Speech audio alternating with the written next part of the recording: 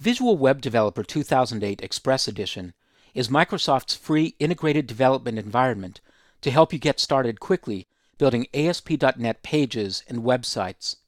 I'm going to give you a tour of the interface of this product. The menu includes most of the actions that you start with, such as creating new resources, testing your applications, and so on. Most of the most important menu choices have associated keyboard shortcuts. For example, to create a new website, you could select File, New Website, or you could press the associated keyboard shortcut Shift+Alt+N. For any particular menu choice, if you don't know the keyboard shortcut, just take a look at the menu and you'll see that there's a hint. The Edit menu includes common choices for cutting, copying, and pasting, and deleting text.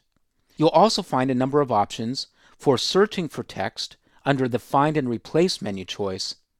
And under Bookmarks, you'll find that there's the ability to create a bookmark and then return the cursor to that location in a particular file or folder. The View menu includes choices to open particular panels in the interface. By default, you see the Solution Explorer, the Database Explorer, and the Properties panels displayed on the right side of the interface. But there are many other visual tools available. For example, the Error List displays a list of all of your programming problems. To open it, select View, Error List, and you'll see the Error List panel appear at the bottom of the interface. To close any particular panel, just click the Close icon. You can also move these panels around. For example, if I click on the Properties panel on its header and then drag it out into the center, you'll see that that turns it into a floating panel. I can then click and drag to resize the panel as needed. And then when I click on particular elements of the web page in the background, I'll see the properties for that particular element.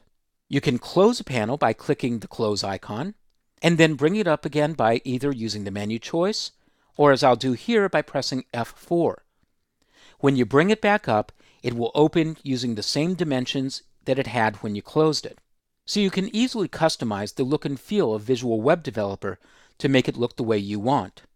If at any point you want to return Visual Web Developer to its default appearance, that is, place the panels back in their original locations and sizes, go to the menu and select Window, Reset Window Layout.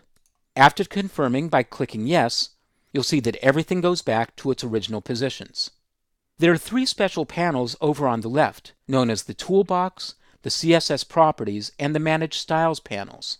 These three panels can be opened easily by simply hovering the cursor over the tab for that panel.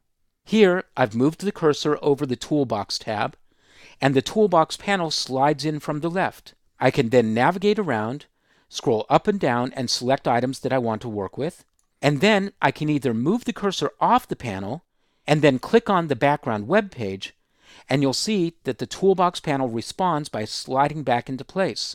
The same thing works with the CSS Properties panel and the Manage Styles panel. All three of these styles can also be pinned into place.